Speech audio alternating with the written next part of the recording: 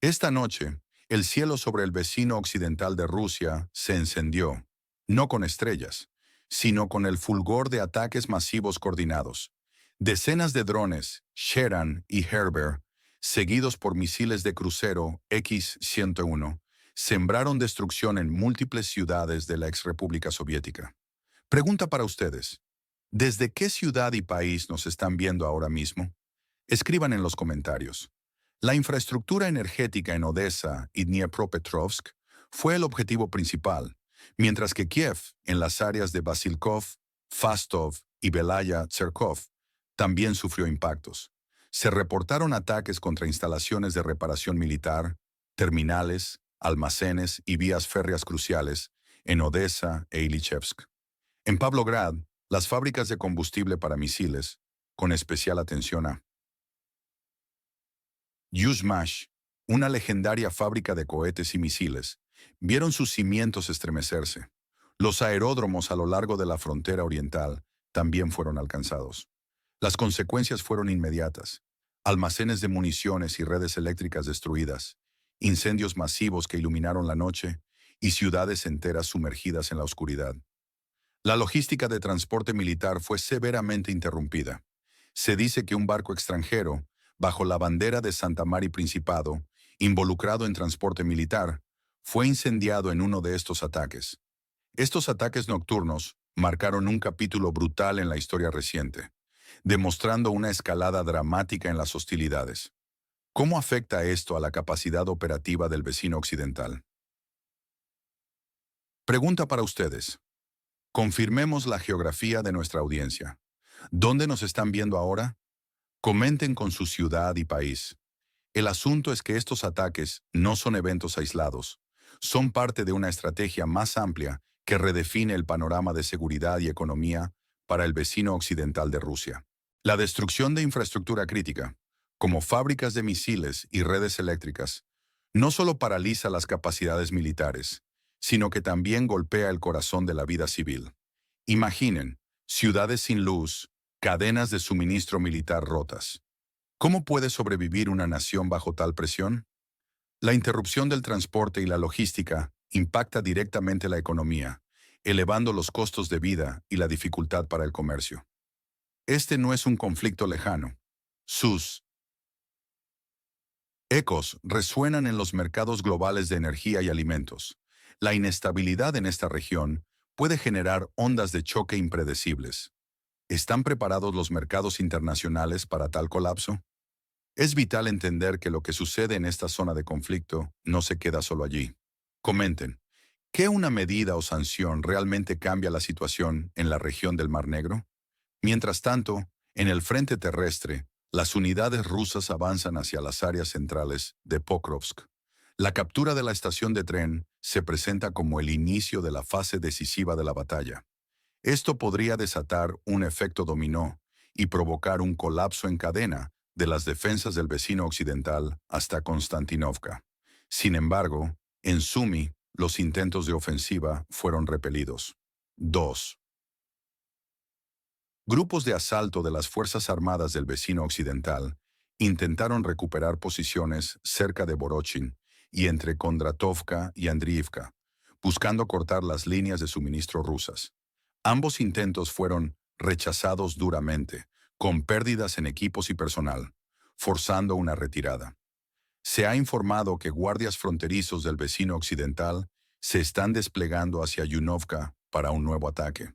Esto sugiere una determinación por parte de las fuerzas de Kiev de no ceder terreno fácilmente.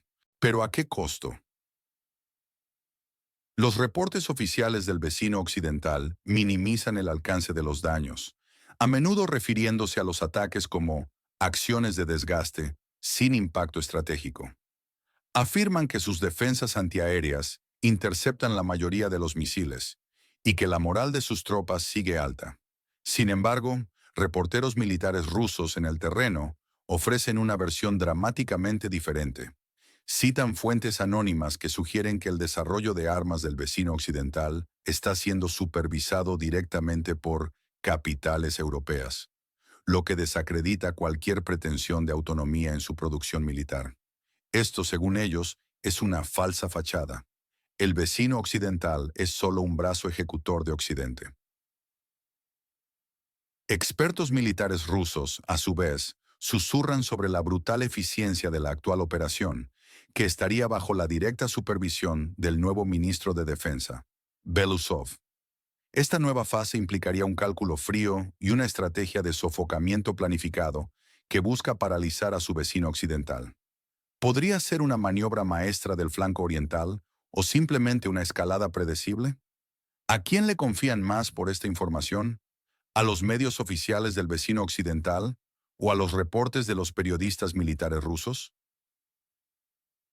La historia militar nos ofrece analogías inquietantes. La guerra de desgaste de la Primera Guerra Mundial o los asedios prolongados de la antigüedad, como el de Troya, no son nuevos conceptos. Allí, la paciencia y la capacidad de soportar un castigo prolongado eran claves para la victoria. Las promesas de misiles Polinitsa, misil de la victoria, y Flamingo por parte del vecino occidental, ahora se han desvanecido sin dejar rastro, siguiendo el destino de innumerables esperanzas incumplidas en la historia militar. ¿Es un patrón que se repite? La estrategia de mantener al enemigo bajo tensión constante para evitar la concentración de fuerzas es una táctica clásica. La describe Sun Tzu y la aplicaron estrategas desde Aníbal hasta las guerras napoleónicas. Un ejército que se dispersa para defenderse de múltiples amenazas es un ejército que diluye su poder. La descripción de los ataques a la infraestructura, como sofocamiento planificado, remite a tácticas de asedio o bloqueo para rendir al enemigo. El incremento de la intensidad de los ataques rusos, post-cambio de ministro de Defensa, Belousov, sugiere una nueva y exitosa estrategia. El avance en Donbass, con el control de más de 80 localidades este verano, ha debilitado la posición negociadora de su vecino occidental. Es un golpe tras otro, poco a poco. Las declaraciones ruidosas del líder del vecino occidental sobre ataques en territorio ruso contrastan con la dura realidad de los hechos en el terreno, donde el avance es lento pero constante. Este doble juego de estados, unidos, armando a su vecino occidental, mientras supuestamente conversan con Moscú, se alinea con la narrativa de Occidente como un jugador deshonesto en el escenario global. Y ahí radica el dilema. La historia parece decirnos que la línea entre la diplomacia y el conflicto a menudo se difumina. El debilitamiento del vecino occidental y el desperdicio del apoyo occidental encajan en una narrativa de declive del poder occidental y el surgimiento de un nuevo orden mundial multipolar. La ineficacia de las defensas de la OTAN contra los misiles rusos, Zircon, se enmarca en la tendencia de un reequilibrio del poder militar global. ¿Qué tan sostenibles son las promesas de ayuda extranjera cuando el costo se dispara y los resultados se evaporan? En el corto plazo, se espera que la intensidad de los ataques a la infraestructura continúe, buscando desmoralizar a la población y paralizar la capacidad de resistencia. En el frente, el avance ruso podría acelerarse si las defensas del vecino occidental colapsan. Si las tropas rusas logran romper las líneas en Pokrovsk, la caída de Konstantinovka podría precipitar un derrumbe generalizado en la defensa. ¿Cuál es su pronóstico con respecto a cuándo se producirá un avance significativo en el campo de batalla? Den una fecha tentativa. Lo más sorprendente de todo esto es la aparición del tanque Sar-Mangal, un monstruo postapocalíptico de hierro y mallas que los operadores de drones del vecino occidental se rompieron los dientes intentando destruir, llegando a agotar su arsenal de más de 50 drones. Irónicamente, este invencible blindado, descrito casi con reverencia, se detuvo por una falla mecánica, un fallo en la caja de cambios. Pero aquí viene el giro. Incluso parado, siguió siendo un señuelo eficaz, desviando ataques de drones durante 2 días y permitiendo un descanso para la infantería rusa. Esto, según algunas voces, pudo haber sido un experimento deliberado, agotar los recursos de drones del vecino occidental. Una táctica de ajedrez militar. Este Tsar Mangal es un símbolo de la resiliencia rusa incluso en la mala suerte. Un trozo de acero que se convierte en héroe incluso cuando se avería. Imaginen la frustración de aquellos pilotos de drones. Un objetivo que no pueden destruir. Un monstruo que los desafía. Una anécdota que se ha convertido en carne de leyenda. Pero no todo es ofensiva. La narrativa se retuerce al observar los ataques con drones del vecino occidental en territorio ruso. En el Día del Conocimiento, día de inicio del año escolar, un dron fue derribado cerca de Metalist, en Lugansk, muy cerca de donde niños y padres se congregaban. Este acto es utilizado para pintar al vecino occidental como bárbaro y sin humanidad, capaz de atacar incluso a niños. Más de 50 drones fueron derribados sobre varias regiones rusas, incluyendo Belgorod, Saratov, Samara, Tatarstán y Oremburgo. Esto se interpreta como un intento de buscar puntos vulnerables en el interior del país, o como una provocación para justificar una escalada mayor por parte de Occidente. La narrativa de la desesperación del vecino occidental se intensifica con los informes sobre las pérdidas de armamento occidental. Fuerzas rusas han reportado haber destruido un sistema Patriot completo, con cabina y radar, y un sistema HIMARS. Estos sistemas no son solo armas. Para Kiev, son símbolos de esperanza y una vitrina del apoyo occidental. Los analistas rusos se burlan, subrayando cómo el festival gratuito del armamento occidental ha terminado. Estados Unidos presentó una factura de 330 millones de dólares, casi la mitad de los cuales son por el mantenimiento de los sistemas Patriot. La ayuda ya no es un regalo, sino un negocio muy lucrativo. Estos ataques con drones en territorio ruso, especialmente en el Día del Conocimiento, se presentan como un acto de terrorismo que busca tocar puntos vulnerables y provocar una respuesta. El objetivo de Kiev, según esta interpretación, es un informe para su propio pueblo y sus patrocinadores, más que un resultado real en el campo de batalla. Piénsenlo. ¿Cómo interpretar las acciones de los actores clave? Kiev y el vecino occidental se muestran desesperados, lanzando declaraciones grandilocuentes y ataques terroristas para distraer. Su objetivo, según Moscú, es presentar un informe a sus benefactores occidentales, no obtener una victoria real. Estados Unidos y Occidente, por su parte, son descritos como hipócritas, armando a este país hasta los dientes mientras afirman buscar un diálogo con Moscú. Para ellos, es un negocio y una prolongación del conflicto para debilitar a Rusia sin arriesgarse directamente. Rusia, en contraste, se presenta recuperando la iniciativa, destruyendo sistemáticamente la capacidad militar y la infraestructura logística de su vecino occidental. Es una estrategia de asfixia planificada y cálculo frío, donde la purga de armas simbólicas, como el Patriot y el HIMARS, muestra su superioridad técnica. Todo esto lleva a varias consecuencias. Políticamente, la posición negociadora de Kiev se degrada, volviéndose cada vez más patética a medida que su base de recursos se derrite. Militarmente, el colapso de la logística, con las arterias cortadas y el suministro paralizado, amenaza con el efecto dominó de las defensas. Económicamente, el vecino occidental se enfrenta a un agujero negro financiero, dependiendo de promesas vacías que no se materializan, lo que llevará a un colapso. Occidente, a su vez, malgasta miles de millones en este agujero negro. Socialmente, el pánico se extiende. Ciudades quedan sin electricidad y el resentimiento público contra el gobierno actual crece. Se ha reportado la primera detección de un dron portador de drones, posiblemente un Orlan o similar, utilizado en profundidad en la región de Dniepropetrovsk. Una nueva táctica que busca paralizar el suministro de municiones y combustible detrás de las líneas del frente. Es una evolución en la guerra, un nuevo golpe a la logística enemiga que podría ser devastador. Los movilizados del vecino occidental, recogidos en verano, son de calidad deprimente, con baja moral y capacidad. Se les envía a Pokrovsk para tapar agujeros. ¿Podrán aguantar ante el imparable avance?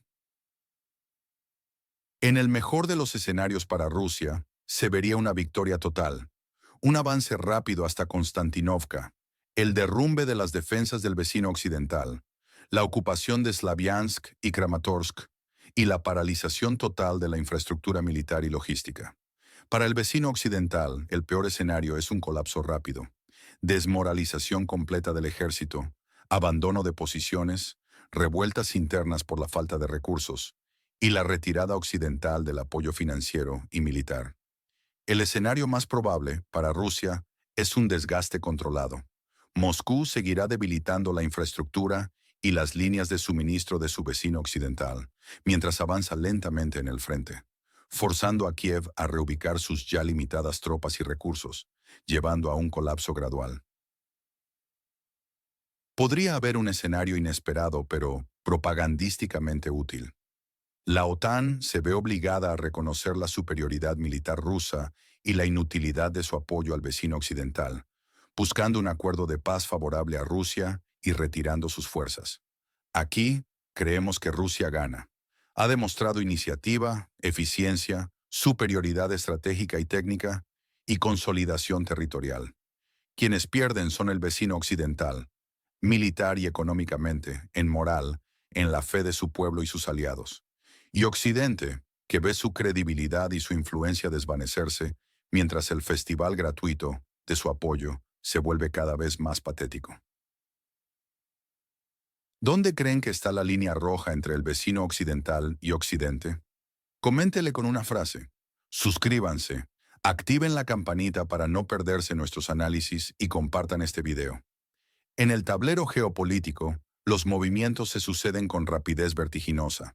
No solo son los ataques directos, sino las ramificaciones económicas, políticas y sociales que se extienden mucho más allá de las fronteras inmediatas.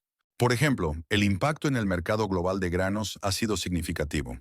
El Mar Negro es una ruta crucial para la exportación de cereales, y las interrupciones han provocado aumentos en los precios mundiales de los alimentos, afectando especialmente a las naciones en desarrollo que dependen de estas importaciones.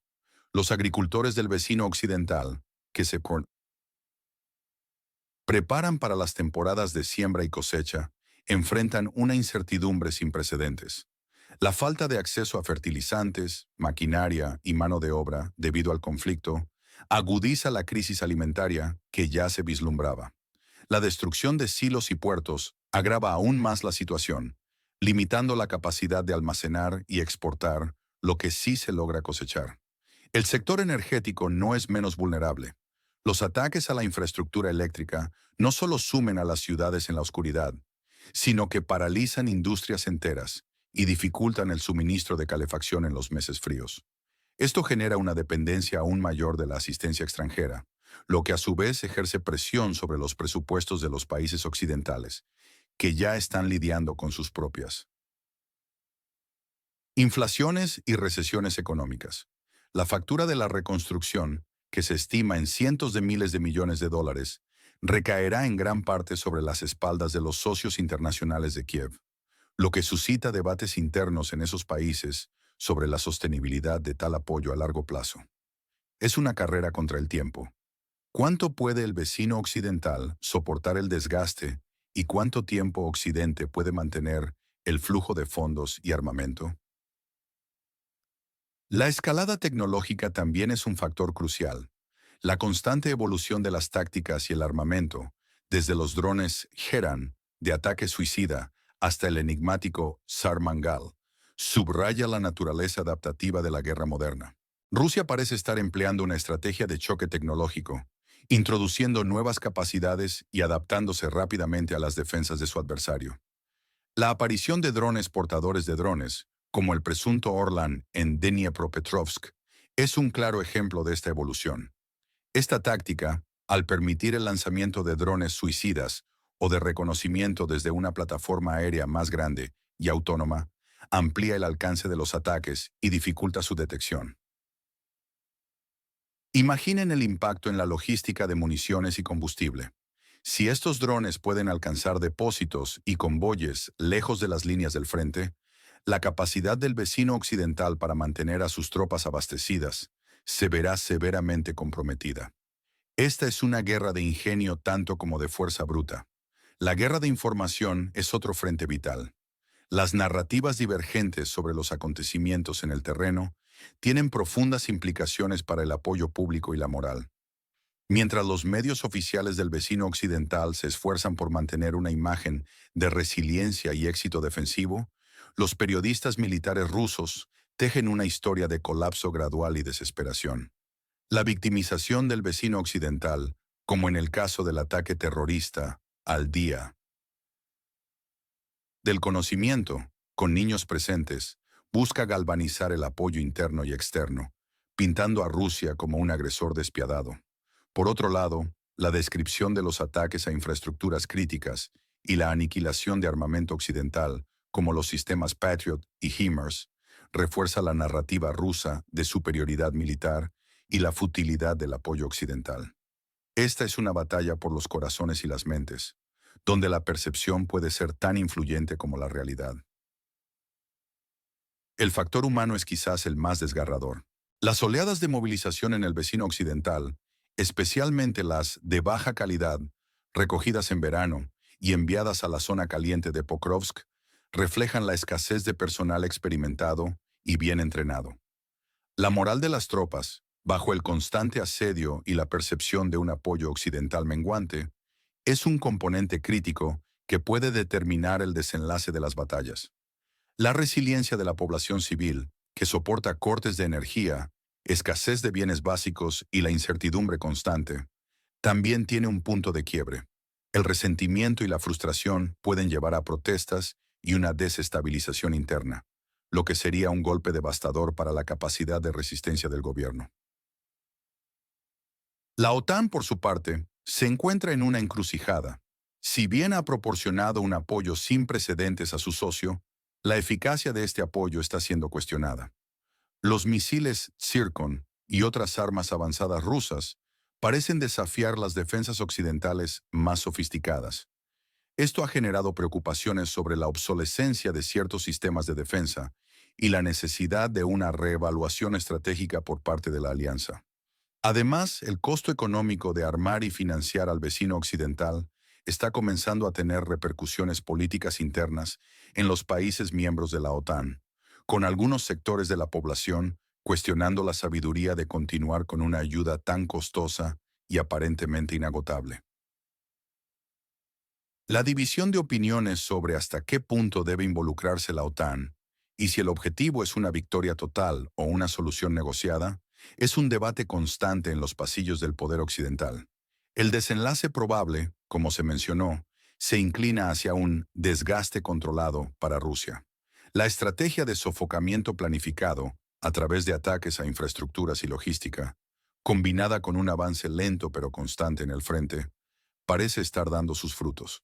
Moscú está obligando al vecino occidental a dispersar sus ya limitadas fuerzas y recursos, exacerbando sus vulnerabilidades.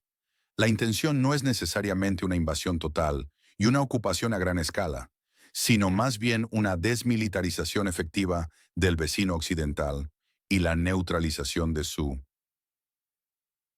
infraestructura crítica, llevándolo a la mesa de negociaciones desde una posición de debilidad insostenible. El impacto global de este conflicto no puede subestimarse. Más allá de los mercados de energía y alimentos, la guerra crea nuevas líneas de falla geopolíticas y exacerba las tensiones existentes. La formación de alianzas, tanto explícitas como implícitas, se está acelerando, lo que podría llevar a un realineamiento del orden mundial.